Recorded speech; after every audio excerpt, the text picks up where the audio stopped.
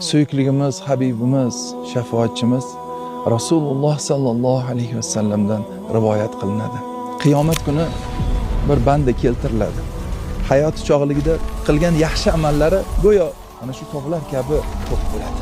Shunda nido qiluvchi kim bu bandidan hayoti chog'lik paytida zulm ko'rgan bo'lsa, kelib haqqini olsin deya nido qiladi. Shunda bandalar kelib yaxshiliklardan olishadi. Hatto qilgan yaxshiliklardan hech narsa qolmaydi.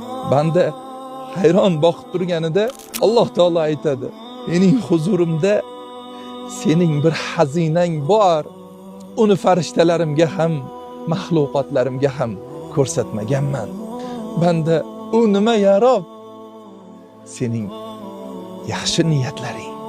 Sen har bir yaxshi amalga niyat qilganingda har biriga 70 dan oshirib savob yozar edim" deydi.